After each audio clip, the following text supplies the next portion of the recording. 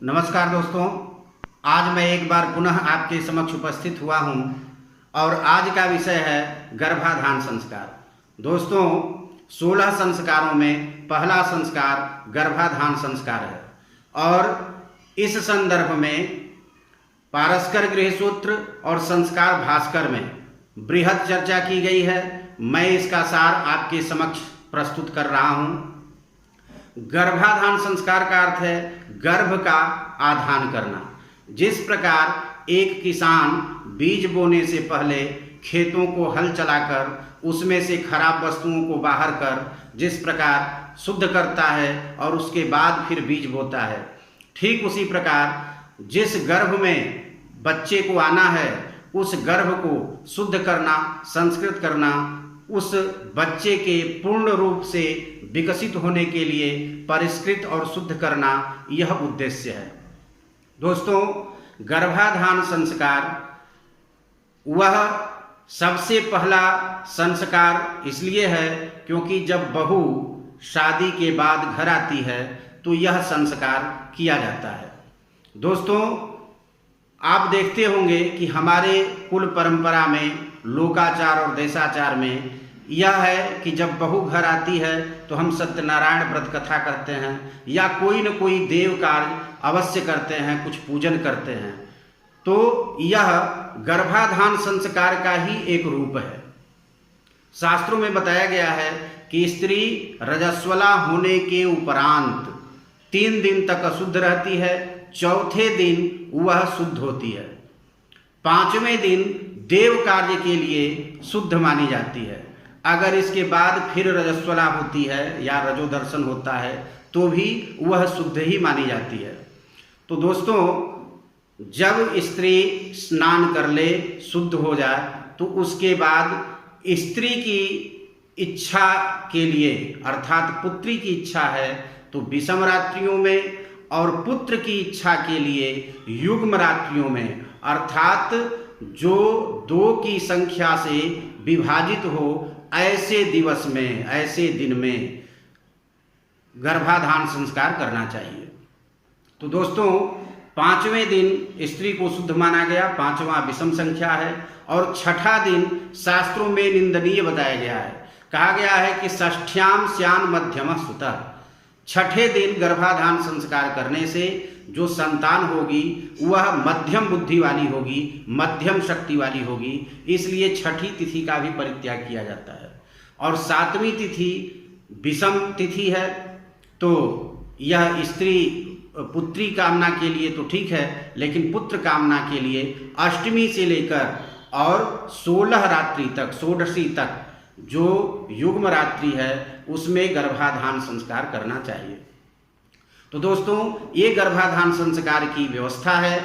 यदि किसी कारणवश गर्भाधान संस्कार नहीं हो पाता है, गर्भाधान नहीं हो पाता है, गर्भ नहीं ठहरता है, तो क्या करना चाहिए? शास्त्र बताते हैं, पारस्कर गृहसूत्र में और संस्कार भास्कर में इसकी चर्चा है कि 3 उपाय उसको दिए गए हैं गर्भाधान करने के लिए, अर्थात गर्भ को निश्चय रूप से सुस्थिर करने के लिए 3 उपाय बताए गए हैं। उसमें से पहला उपाय है कि सहिया श्वेत पुष्पिका मूलम मूल नक्षत्रे उत्पाट्य उदके न पिष्ट्वा भर्ता रात्रौ पत्न्याः दक्षिण नासिकायाम आसिंचति उदक पर्यंतम। अर्थात जो रेगनी का फूल होता है जिसको भटकटैया भी कहते हैं या सहिया शास्त्र बताते हैं, जिसका सफेद फूल है, ऐसे भटकटैया या रेगनी की जड़ मूल नक्षत्र में उखाड़कर घर लानी चाहिए और उसको जल के साथ पीस लेना चाहिए। और रजस्वला के 4th दिन स्नान करने के उपरांत जब स्त्री शुद्ध हो जाती है तो उस दिन रात में उस भटकटैया के जल को पति पत्नी के दक्षिण नासिका में छोड़ता है और तब तक छोड़ता है जब तक कि स्त्री को यह अनुभूति न हो कि यह जल मेरे उदर तक आ गया है। तो ये पहला उपाय है। उसके लिए मंत्र दिया हुआ है कि इयम औषधि स्त्रायमाणा शरावती सहमाना अस्याम अहम बृहत्याः पुत्रः पितुरिव जाग्रवम्। इस मंत्र से वह दक्षिण नासिका में छोड़ता है। इससे निश्चय ही उसको गर्भधारण हो जाएगा। दूसरा उपाय बताया गया है कि आश्विन मास में जब पितृपक्ष प्रारंभ होता है तो उसमें पिंड पितृ यज्ञ करना चाहिए। और पिंड पितृ यज्ञ में जो 3 पिंड होते हैं उसमें जो पिता पितामह प्रपितामह का जो मध्यम पिंड है, उस मध्यम पिंड को बिना सूंघे हुए पिंड पत्नी को खिला देना चाहिए। उसके लिए मंत्र दिया हुआ है, ओम आधत्त पितरो गर्भं कुमारं पुष्करस्रजं जथेह पुरुषो सत। इस मंत्र से उसको खिला देना चाहिए। तो यह भी शास्त्र का वाक्य है, गर्भ उसे रुक जाएगा। तीसरा उपाय बताया है कि जब वह स्त्री शुद्ध हो जाती है उस दिन से प्रत्येक दिन प्रातः काल 1 आहुति अग्नि में घी की डालनी चाहिए। पत्नी यह कार्य खुद करेगी, खुद 1 आहुति प्रतिदिन देगी। उसके लिए मंत्र है, ओम पुमान सौमित्रा वरुणौ पुमान सावस्विना उभौ पुमान इंद्रश्च सूर्यश्च पुमान सवर्धतां वै स्वाहा। यह मंत्र है। तो ये 3 उपाय हैं।